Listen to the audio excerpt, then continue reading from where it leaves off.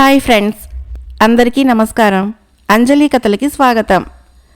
ఈరోజు చందమామ కథ పేరు దయ్యపు చాకిరి. ఈ కథను రచించిన వారు టి బలరామయ్య గారు. శివాపురం జమీందారు గారికి శివాపురంలో పెద్ద లోగిలి ఉండేది. అయితే ఆయన అక్కడ ఎక్కువగా ఉండేవాడు కాదు. రాజకార్యాలు జాస్తి కావటం చేత రాజధానిలోనే ఉండేవాడు. అయినా శివాపురం ఇంటి నౌకర్లు చాకర్లు ఆ ఇంటిని కనిపెట్టుకుని ఉండేవాళ్ళు. తోటమాలి తోట పని చేసేవాడు, వంటవాళ్ళు వంటలు చేసేవాళ్ళు, ఇల్లు తుడిచేవాళ్ళు ఇల్లు తుడిచేవాళ్ళు, అంట్లు తోమేవాళ్ళు. అడిగేవాళ్ళెవరూ లేరు కనుక వాళ్ళకి హాయిగా కాలక్షేపమైతూ ఉండేది. అందరూ తమ తమ పనులు ముగించుకొని అవి ఇవి కబుర్లు చెప్పుకుంటూ రాత్రిపూట కూడా తమ ఇళ్లకు పోకుండా జమీందారు గారి లోగిట్లోనే పడుకునేవాళ్ళు. ఇలా సుఖంగా వెళ్ళిపోతున్న నౌకర్ల జీవితం మీద పెద్ద పిడుగు పడ్డట్టయింది. ఒకరోజు రాత్రి పొద్దుపోయి అందరూ కబుర్లు చెప్పుకుంటూ ఉండగా ఇంటి గదులలో ఎవరో నడిచిన చప్పుడు, తలుపులు తెరిచిన చప్పుడు, దబాల్న మూసిన చప్పుడు అయింది. తర్వాత వంట ఇంట్లో కూడా ఏవో చప్పుళ్ళు వినిపించాయి. తలుపులన్నీ మూసి ఉన్న ఇంట్లో చప్పుళ్ళు వినిపిస్తే అవి దయ్యాల చప్పుళ్ళనే అనుకోవాలి. ఏ దొంగవాడు అయితే అందరూ మేల్కొని ఉండగా ఎలాంటి చప్పుడు చేయడు. ఒకళ్ళిద్దరూ ధైర్యం చేసి ఎవరది అని కేకలు పెట్టి చూశారు. కానీ జవాబు లేదు. చప్పుళ్ళు ఆగనూ లేదు. ఆ రాత్రికి ఆ ఇంట్లో పడుకునేటందుకు ధైర్యం లేక నౌకర్లందరూ ఒకే మాట మీద బయటకు వచ్చి ఇంటికి తాళం పెట్టి ఎవరింటికి వాళ్ళు వెళ్ళిపోయారు. అయితే గంగులు అనే కుర్రవాడొకడు ఇంట్లో దిగబడిపోయాడు. వాడి విషయము ఎవరికీ గుర్తుకు రాలేదు. వాడు నౌకర్లకు నౌకరు కావటం చేత బాగా అలసిపోయి మిగిలిన వాళ్ళంతా కబుర్లు చెప్పుకునే సమయంలో మంచం ఒకదాని క్రింద దూరి గాఢమైన నిద్రలో పడిపోయాడు. మిగిలిన నౌకర్లంతా వెళ్ళిపోయిన కొద్దిసేపటికే వంట ఇంట్లో ఏదో పళ్ళెము దబాలన క్రింద పడి పెద్ద చప్పుడయ్యేసరికి గంగులకి నిద్రాభంగమైంది. వంటింట్లో ఎవరో పనిచేస్తున్నట్టు వాడు గ్రహించి ఆశ్చర్యపడ్డాడు. అర్ధరాత్రి వేళ ఎందుకు పనిచేస్తారు? ఒకవేళ తెల్లవారిందేమోనని వాడు మంచం క్రింద నుంచి పైకి వచ్చి చూస్తే మిగిలిన నౌకర్ల జాడ కనపడలేదు. అందరూ వంటింట్లోకి చేరారనుకొని గంగులు వంట ఇంటికేసి వెళ్ళి తెరచి ఉన్న తలుపులో నుంచి తొంగి చూసి మరుక్షణము కొయ్యబారిపోయాడు. వంటింట్లో వాడికి ఒక పెద్ద కొండముచ్చులాంటి ఆకారము పనిచేస్తూ కనిపించింది. దాన్ని చూస్తున్న కొద్దీ వాడి భయము ఆశ్చర్యంగా మారింది. ఎందుకంటే ఆ కొండముచ్చు వంట ఇంట్లో అంట్ల గిన్నెలు ఒక్కటొక్కటే తోమి తూము దగ్గర కడిగి తెచ్చి అలమారులో చక్కగా బోర్లిస్తున్నది. గంగులు అలాగే చూస్తూ ఉండిపోయాడు. కొండముచ్చు అంట్లు తోమటం పూర్తి చేశాక నీళ్లు పోసి వంట ఇల్లంతా కడిగింది. ఎక్కడ పడితే అక్కడ నిర్లక్ష్యంగా పారేసి ఉన్న పాత్ర సామాగ్రిని చక్కగా సర్దింది. చీపురు కట్ట తుండుగుడ్డ తీసుకొని ఒక్కొక్క గదే ఊడుస్తూ కుర్చీలు బల్లలు తుడుస్తూ బయలుదేరింది. గంగులు దాని కంటపడకుండా ఒక మూల నక్కి అది ఇంటి పని ఎంతో శ్రద్ధగా చేస్తూ ఉండటం చూసి ఆశ్చర్యపోయాడు.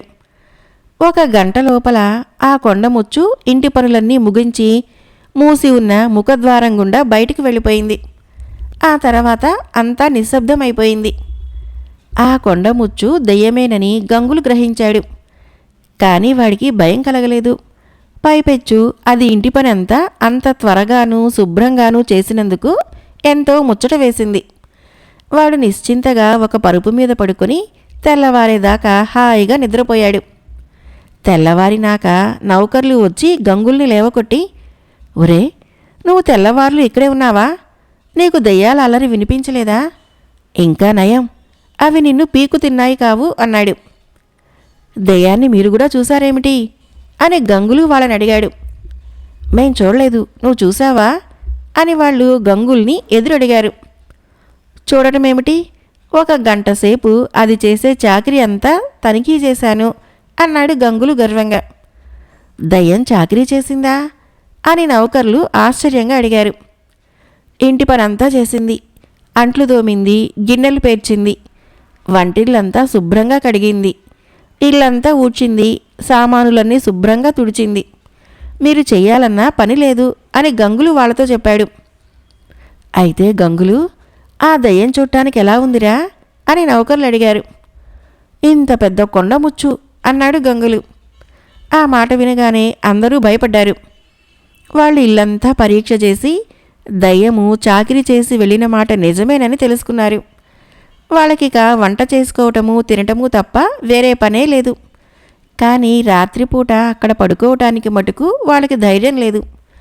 వాళ్ళు ప్రొద్దుటి వంట పాత్రలని అలాగే ఉంచి రాత్రి వంటకు వేరే పాత్రలను ఉపయోగించారు. ఎంగిలి పళ్ళాలు కూడా ఎత్తలేదు. రాత్రి భోజనాలు కాగానే అందరూ వెళ్ళిపోతూ ఉంటే గంగులకి ఒంటరిగా ఇంట్లో ఉండిపోవటానికి భయం వేసింది. దయ్యాలతో చెలగాటమాడటము మంచిది కాదు ఆ మాట అనుకుని ఆ రాత్రి గంగులు కూడా వాళ్లతో పాటు వెళ్ళిపోయాడు. మర్నాడు పొద్దున నౌకర్లు తిరిగి వచ్చేసరికి ఎంగిళ్ళు వంట పాత్రలు చక్కగా తోమి అమర్చి ఉన్నాయి. ఇల్లంతా చక్కగా ఊడ్చి సర్ది ఉన్నది. నౌకర్ల ఆనందానికి మితి లేదు. వాళ్ళు కొండముచ్చు దయ్యాన్ని మహా మెచ్చుకున్నారు. వాళ్ళు తమ మాసిన బట్టల్ని ఒక మూల పోగు వేస్తే మర్నాటికి అవి ఉతికి ఆరేసి ఉన్నాయి. ఎంత మంచి దయ్యం, ఎంత పనితనం గలది అనుకున్నారు జమీందారు నౌకర్లంతా. ఈ విధంగా చాలా రోజులు గడిచినాక గంగులకి ఆ దయ్యాన్ని మళ్ళీ చూడాలనిపించింది. వీలుంటే దాని ఎదుటపడి పలకరించటానికి కూడా వాడికి ధైర్యం వచ్చింది. అది నిజంగా ఎంతో మంచి దయ్యం అయి ఉండాలి. చెడ్డ దయ్యమైతే ఈ పాటికి ఇంట్లో ఉండే సామానంతా ధ్వంసం చేసి ఇల్లంతా ఒక కొలిక్కి తెచ్చి ఉండును. ఇలా అనుకుని గంగులు ఒకనాటి రాత్రి మిగిలిన నౌకర్లకు తెలియకుండా అందరూ వెళ్ళిపోయే సమయానికి తాను ఏ మూలో నక్కి లోపలే ఉండిపోయాడు. ఒక రాత్రి వేళ కొండముచ్చు రానే వచ్చింది. దడదడ గుండెలు కొట్టుకుంటూ ఉండగా, నువ్వెవరువు, ఎందుకు ప్రతి రాత్రి వచ్చి ఇంటి చాకిరి చేసిపోతున్నావు అని దయ్యాన్ని అడిగాడు గంగులు. కొండముచ్చు నిట్టూర్చి, ఏం చెప్పేది నాయనా, నాకిది యమధర్మరాజు విధించిన శిక్ష. నేను ఈ ఇంటి నౌకరుగా ఉండేవాణ్ణి. మహా సోమరిపోతును. ఏనాడు ఇటు పుల్ల తీసి అటు పెట్టి ఎరగను. పెదబాబుగారి సొమ్ము తిన్నందుకు నేను ప్రతిఫలంగా చిన్న మెత్తు పని కూడా చేయలేదు. నేను కాలం తీరి యమధర్మరాజు ఎదిటికిపోయాక ఆ దేవుడు నేను చేసిన తప్పు చెప్పి నాకు ఈ శిక్ష విధించాడు. ఈ కొండముచ్చు రూపంలో వెళ్ళి ఇంటి చాకిరి అంతా చేస్తూ ఉండమన్నాడు. చాకిరికేం చేస్తాను గాని ఈ చలికాలంలో ఆరు బయట నేనెంత బాధపడిపోతున్నానో ఆ భగవంతుడికే తెలియాలి. చలికి బిగుసుకుపోవటమే అసలు శిక్ష అనిపిస్తుంది అన్నాడు. గంగులకి దయ్యాన్ని చూసి చాలా జాలి వేసింది. అయ్యో పాపం, నేను మిగిలిన నౌకర్లతో మాట్లాడి నీకు మంచి చొక్కా షరాయి ఏర్పాటు చేయిస్తానుండు. అవి తొడుక్కొని గొంగళి ఒకటి కప్పుకున్నావంటే నీకు చలే ఉండదు అన్నాడు వాడు. ఆ పని చేస్తివా, నా కష్టాలు తీరిపోతాయి అన్నది దయ్యం. మర్నాడు గంగులు మిగిలిన నౌకర్లతో, నిన్న రాత్రి నేను దయ్యంతో మాట్లాడాను. పాపం, అది చలికి చాలా బాధపడుతున్నదట. దానివల్ల మనం చాలా లాభం పొందుతున్నాం కనుక దానికొక ఉన్ని చొక్కా, ఒక ఉన్ని షరాయి ఇస్తే బాగుంటుంది, ఒక గొంగళి కూడా అంటూ దయ్యానికి యమధర్మరాజు విధించిన శిక్ష గురించి వివరంగా చెప్పాడు. నౌకర్లందరూ కూడబలుక్కుని దయ్యం కోసము వెచ్చగా దుస్తులు, గొంగళి ఏర్పాటు చేసి వాటిని దయ్యానికి అందించే పని గంగులకే అప్పగించారు. ఆ రాత్రి కూడా గంగులు అక్కడే ఉండిపోయి దయ్యం రాగానే దానికి ఉన్ని దుస్తులు, గొంగళి చూపించాడు. దయ్యం వాటిని చూసి ఎంతో సంతోషించి గంగులు సహాయంతో షరాయి తొడుక్కొని చొక్కా వేసుకొని గొంగళి కప్పుకొని వస్తాను అని చెప్పి బయలుదేరింది. అదేమిటి వెళ్ళిపోతున్నావు, అంట్లు ఎంగిళ్ళు అలానే పడి ఉన్నాయి అన్నాడు గంగులు. నాకు ఈ శిక్ష పూర్తయింది. నేను చేసిన పనికి ప్రతిఫలం ముట్టగానే నా పాపం తీరిపోతుందని యమధర్మరాజు చెప్పాడు. నేనిక ఈ ఇంట చాకిరీ చేయక్కర్లేదు, అందుచేత నేను పోతున్నాను అంటూ దయ్యం వెళ్ళిపోయింది. మర్నాటి నుంచి ఆ ఇంటి నౌకర్లు తమ పనులు తామే చేసుకోవలసి వచ్చింది. అయినా వాళ్ళు విచారించలేదు. జమీందారు గారి సొమ్ము తింటున్నందుకు పని చెయ్యకపోతే తమను కూడా యమధర్మరాజు ఇలాగే శిక్షిస్తాడేమోనని వాళ్ళు భయపడ్డారు. మరొక కథ పేరు మంత్రశక్తులు. ఈ కథను రచించిన వారు పి. సుందరాచారి గారు. ఒకప్పుడు నేపాళ దేశము మాంత్రికులకు ప్రసిద్ధికెక్కింది. అక్కడ కొందరు సామాన్య ప్రజలకు కూడా కొన్ని శక్తులు ఉండేవి. ఒక గ్రామంలో వర్ధకుడు అనే ఒక వయసు మళ్ళిన పశువుల కాపరి ఉండేవాడు. అతను ఒకనాడు పశువుల్ని కాస్తూ మిట్ట మధ్యాహ్నం వేళ దాహం వేసి సత్రం బావి వద్దకు వచ్చి సత్రం అరుగు మీద గ్రామ పెద్దలు చేరి కబుర్లాడుకుంటూ ఉంటే తాను కూడా చతికిల పడ్డాడు. ఏంరా వర్ధకుడా, మందని ఎవరికి అప్పగించొచ్చావు? ఇక్కడే కూర్చున్నావేంటి అడిగాడు ఒక గ్రామ పెద్ద. మందకొచ్చిన భయమేమీ లేదు అన్నాడు వర్ధకుడు. వాడి మాటలకి అందరూ నవ్వి వెటకారం చేశారు. నవ్వకండి, నేనెక్కడ ఉన్నా పశువులు నా మాట వింటాయి. కావలిస్తే చూపిస్తాను. 2 కోడెదూడలను ఇక్కడికి రప్పించనా అన్నాడు వర్ధకుడు. ఏది రప్పించు చూద్దాం అన్నారు ఊరి వాళ్ళు. వాళ్ళ మాట అన్న కాసేపటికల్లా దూరాన మువ్వల చప్పుడు వినిపించింది. 2 కోడెదూడలు శరవేగంతో పరిగెత్తుకుంటూ వచ్చి సత్రం దగ్గర ఆగి వర్ధకుడికేసి మోరలెత్తి చూశాయి. ఇక పదండి, వెళ్ళి మీ మేత మీరు మేయండి అన్నాడు వర్ధకుడు. వెంటనే కోడెదూడలు వెనక్కి తిరిగి వెళ్ళిపోయాయి. చూశారు కదా, నేనున్నా లేకపోయినా అవి నా చెప్పు చేతుల్లోనే ఉంటాయి అన్నాడు వర్ధకుడు. అవి తిన్నగా మంద ఉండే చోటుకు చేరుతాయో లేక ఎవరి పొలం మీదనన్నా పడి పాడు చేస్తాయేమో అన్నాడు ఒక ఆయన. అటువంటిది ఒక్కనాటికి జరగదు అన్నాడు వర్ధకుడు. అతని మాటలు నమ్మలేక కొందరు మనుషులు కోడలి వెనకగా బయలుదేరి వెళ్లారు. వర్ధకుడు అన్నట్లు అవి తిన్నగా మంద ఉన్న చోటుకే వెళ్ళి తమ యజమాని చెప్పినట్లు మేయనారంభించాయి. మరొకసారి ఇలాంటి సంఘటనే జరిగింది. ఊళ్ళో ఉండే పెద్ద షావుకారు గిత్తను కొనదలచి వర్ధకుడిని వెంటబెట్టుకుని తన వాళ్లతో సహా సంతకు వెళ్ళాడు. చాలా గిత్తలను చూసినాక వాళ్ళకి నచ్చిన గిత్త దొరికింది. బేరం కుదిరింది. షావుకారు గిత్తను కొని వర్ధకుడికిచ్చి దీన్ని ఇంటికి తీసుకుపోరా అని చెప్పి తాను వాళ్లతో బండి మీద బస్తీలో పని ఉందని చెప్పి వెళ్ళిపోయాడు. ఇంకా పొద్దు చాలా ఉన్నది. షావుకారు చీకటి పడిగాని ఇల్లు చేరడు. అప్పుడే ఇంటికి వెళ్ళాలనిపించక వర్ధకుడు గిత్తతో, నీవు మన ఇంటికి పోవే, నేను వెనకగా వస్తాను అన్నాడు. గిత్త వెళ్ళిపోయింది.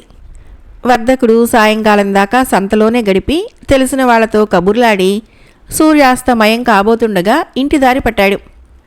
వాడు షావుకారింటికి వెళ్ళేసరికి సంతలో కొన్న గిత్త షావుకారి పశువుల దొడ్డికి చేరి కొట్టంలో ప్రవేశించక బయటనే పడుకుని ఉన్నది. వర్ధకుడు దాన్ని లేవగొట్టి కొట్టంలోకి తీసుకుని పోయి ఒక గుంజకు కట్టి ఇంత మేత వేశాడు. ఆ గిత్త వర్ధకుడి చెప్పు చేతులలో ఉంటూ ఉండేది. అటువంటిది ఒకనాడు వర్ధకుణ్ణి కుమ్మబోయింది. వర్ధకుడు ఆశ్చర్యపడ్డాడు. అది మొదలు ఆ గిత్త వర్ధకుడు కనిపించినప్పుడల్లా ముక్కులు పెద్దవి చేసి బుసలు కొట్టడము, తల విసరటము, కుమ్మబోవటము చేస్తూ వచ్చింది. ఎవడో ప్రయోగం చేసి గిత్తను తన పైకి ఉసుగొల్పుతున్నాడని వర్ధకుడికి అర్థమైంది. వాడు కంచెవార ఉన్న తుమ్మ చెట్టు నుంచి కొమ్మలు కోసి పశువుల కొట్టమంతా ఊడవసాగాడు. కొంచెం సేపటికల్లా చంపేస్తున్నాడ్రోయ్ బాబోయ్ అంటూ ఆర్తనాదం వినపడింది. పశువుల కొట్టంలో పనిచేసేవాడే ఒక పాలేరు ఆపు ఆపు అంటూ కొట్టంలోకి వచ్చాడు. వాడి వీపంతా నెత్తురు ప్రవాహాలే. వర్ధకుడు ఊడ్చేది నేలనే అయినా తుమ్మముళ్ళు ఆ పాలేరు వీపును దారుణంగా గీకి వదిలిపెట్టాయి. నీ విద్యలు నా మీద చూపిస్తావట్రా, ఒళ్ళు దగ్గర పెట్టుకుని ఉండు, ఇంకొకసారి గిత్తజోలికి వచ్చావంటే నీ ప్రాణాలు తీస్తాను అని పాలేరుని బెదిరించాడు వర్ధకుడు. పాలేరు కూడా కొన్ని శక్తులు కలవాడే, కానీ వర్ధకుడు అంతకన్నా 2 ఆకులు ఎక్కువ చదివినవాడు. మరొకసారి ఇంకొక సంఘటన జరిగింది. గ్రామ పెద్దలు తమ పొలాలలో పండిన ధాన్యాన్ని బళ్ళకెత్తి బస్తీకి పంపారు. 5-6 బళ్ళు 10-12 మంది మనుషులు కలిసి బయలుదేరారు. వాళ్ళ వెంట వర్ధకుడు కూడా ఉన్నాడు.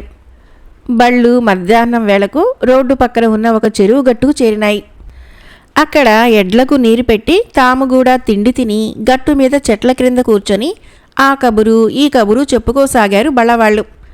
ఉన్నట్టుండి ఒక బండివాడు, ఆ కుక్క చూడు అన్నాడు. అందరూ అటుకేసి చూసి ఆశ్చర్యపడ్డారు. ఎందుచేతనంటే ఒక కుక్క రహదారి వెంట ఒంటరిగా పరిగెత్తుకుంటూ అటుగాని ఇటుగాని చూడకుండా వస్తున్నది. దాని దరిదాపుల్లో ఎవరూ లేరు. సమీపంలో ఒక గ్రామం కూడా లేదు. అందుచేత అది చాలా దూరం నుంచి వస్తూ ఉండాలి. అది వెళ్ళే తీరు చూస్తే చాలా దూరం వెళ్ళేటట్లు కూడా కనిపించింది. కుక్క అట్లా ఒంటరిగా ప్రయాణం చేయగా ఎవరన్నా ఇప్పుడన్నా చూశారు అని ఎవరో అడిగారు. ఆ కుక్కనే రెప్పవాల్చకుండా చూస్తున్న వర్ధకుడు ఆ కుక్క తానై రావటం లేదు, ఎవరో దాన్ని పంపారు అన్నాడు. ఎవరు పంపుతారు, ఎందుకు పంపుతారు అని ఎవరో అడిగారు. అదే తెలుసుకోవాలి అన్నాడు వర్ధకుడు. వాడేం చేశాడో తెలీదు. అంత వేగంగా వస్తున్న కుక్క కాస్త చప్పునాగి స్పృహ వచ్చిందానిలాగా అటూ ఇటూ చూసి వెనక్కి తిరిగి వచ్చిందాన్నే తిరిగి వెళ్ళిపోయింది. ఇది కూడా బళ్ళవాళ్లకు విచిత్రంగానే ఉంది. వాళ్ళు బళ్లకు ఎడ్లను పూంచి ప్రయాణమయ్యారు. వర్ధకుడు వాళ్ళనాపి, తొందరపడవద్దు, ఈ కుక్క సంగతి తేల్చుకొని మరీ పోదాము అన్నాడు. ఒక అరగంట కల్లా ఒక మనిషి గుర్రం మీద దౌడు తీస్తూ కుక్క వెళ్ళిన వైపు నుంచి వచ్చాడు.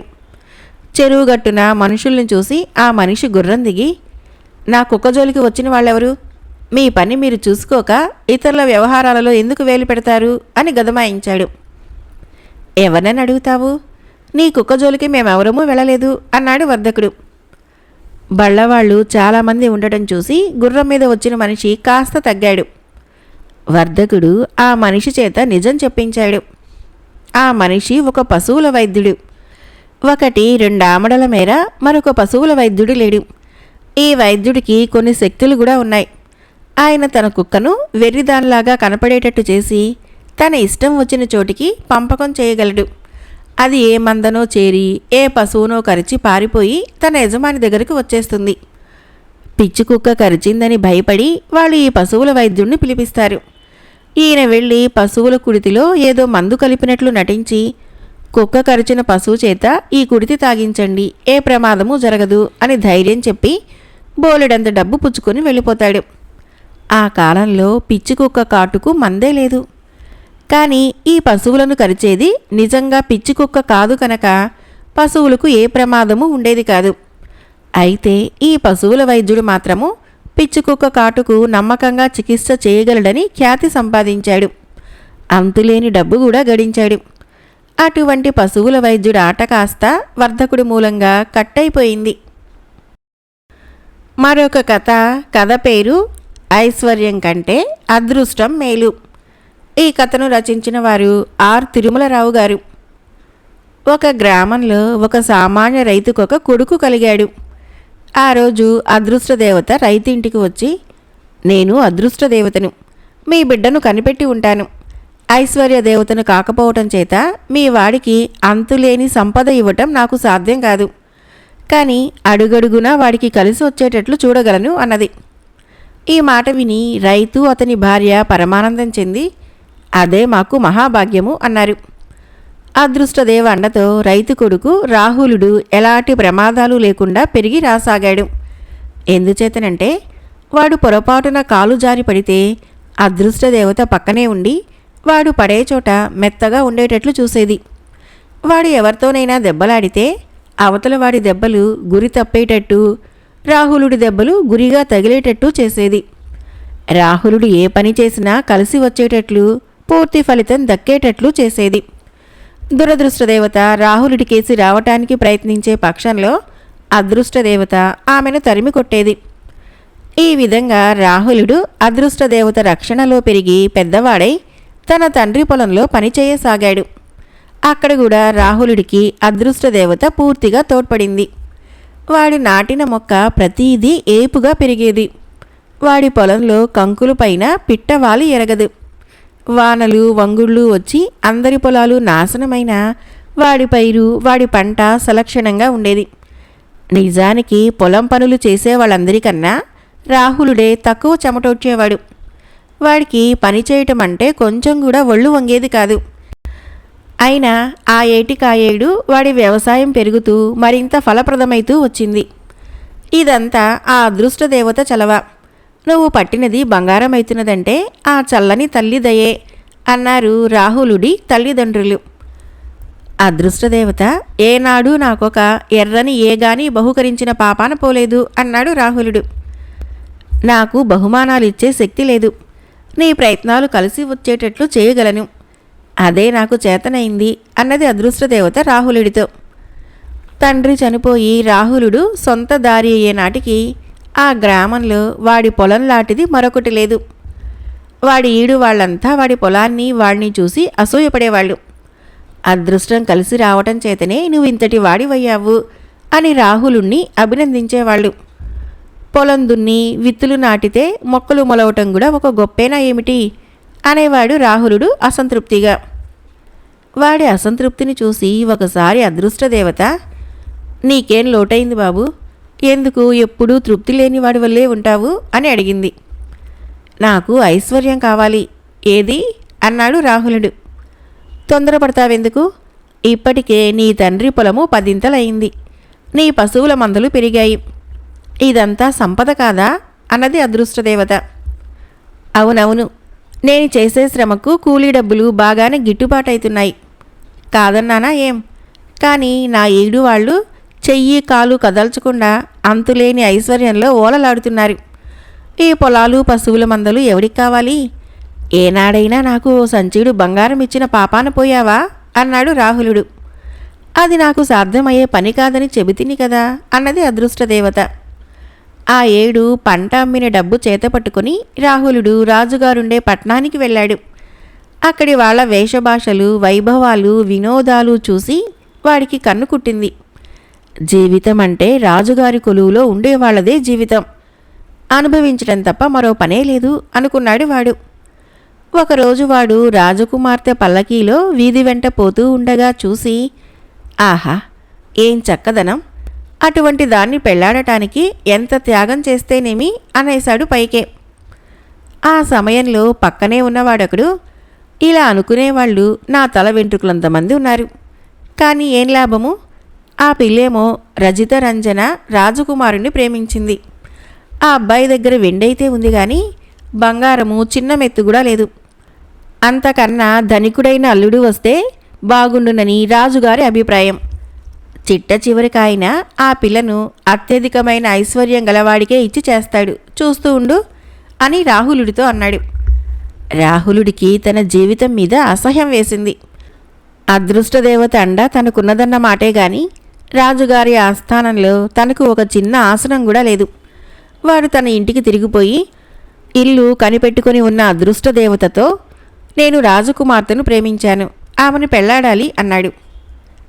చాలా కష్టసాధ్యమే, నాకు చేతనైన సహాయం చేస్తాను. అదృష్టవశాన నువ్వు రాజకుమార్తె ప్రాణాన్ని గాని రాజు ప్రాణాన్నే గాని కాపాడటం జరిగే పక్షంలో అని అదృష్టదేవత ప్రారంభించింది. ఆ పప్పులేమీ ఉడకవు, రాజు తన కూతుర్ని హెచ్చు ఐశ్వర్యం గలవాడికే ఇస్తాడు అన్నాడు రాహులుడు. దానికేం, నీకన్నా బీదవాడు కూడా అదృష్టం కలిసి వచ్చి శ్రమిస్తే కుబేరుడు కావచ్చు, కావలిస్తే బంగారుపు గనులుండే చోటు చూపిస్తాను, తవ్వించు, కృషి సాగించు అన్నది అదృష్టదేవత. కృషి శ్రమ, చేతనైతే నాకు 3 పుట్ల బంగారం ఇవ్వు, మిగిలిన గని అంతా నువ్వే ఉంచుకో అన్నాడు రాహులుడు. అలాంటివి కోరవలసింది నన్ను అంటూ ఐశ్వర్యదేవత వారి పక్కన ప్రత్యక్షమైంది. నువ్వేమిస్తావు అన్నాడు రాహులుడు. నీ వెంట తిరుగుతూ కాపలా కాసే ఓపిక నాకు లేదు, ముచ్చటగా 3 వరాలు కోరుకో, వాటిని నీకిచ్చి నా దాన్ని నేను చక్కాపోతాను అన్నది ఐశ్వర్యదేవత. నేను వరాలు కోరటానికి సిద్ధంగానే ఉన్నాడు అన్నాడు రాహులుడు. ఆ వరాలిచ్చాక నీ పూచి నాకేమీ ఉండదు, ఆ సంగతి ముందే తెలుసుకుంటే మంచిది అన్నది ఐశ్వర్యదేవత. నాకు ఉండదు, అది కూడా తెలుసుకో అన్నది అదృష్టదేవత. అదృష్టదేవతతో విసిగెత్తి ఉన్న రాహులుడు లక్ష్యం చేయక ఐశ్వర్యదేవతను ఇలా వరాలు కోరాడు. 1, నాకు సాటి లేని అందం కావాలి. 2, రాజులకు అర్హమైన సంస్కారము నాగరికత అబ్బాలి. 3, నాకు తరగని బంగారం కావాలి. 3 ఇచ్చాను అంటూ ఐశ్వర్యదేవత అదృశ్యమైపోయింది. ఆ వెంటనే అదృష్టదేవత కూడా రాహులుడిని విడిచిపెట్టి వెళ్ళిపోయింది.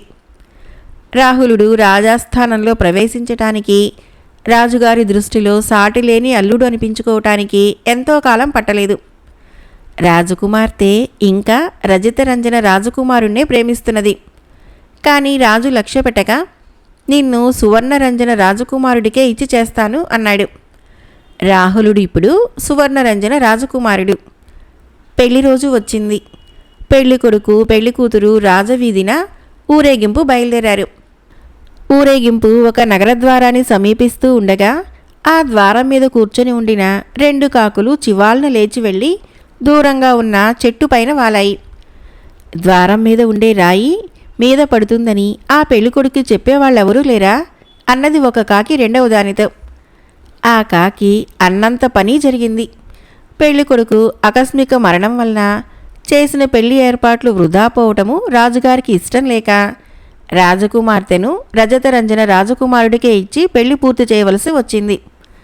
సువర్ణరంజన రాజకుమారుడి అంత్యక్రియలు మహావైభవంగా జరిగాయి. ముఖ్యంగా సువర్ణదానం చాలా చక్కగా జరిగింది. తరగని బంగారం ఉన్నది కదా. కథ అయిపోయింది. ఫ్రెండ్స్, నా కథలు నచ్చినట్లయితే మన ఛానల్ని తప్పకుండా సబ్స్క్రైబ్ చేయండి, లైక్ చేయండి, షేర్ చేయండి, కామెంట్ చేయండి. Thank you.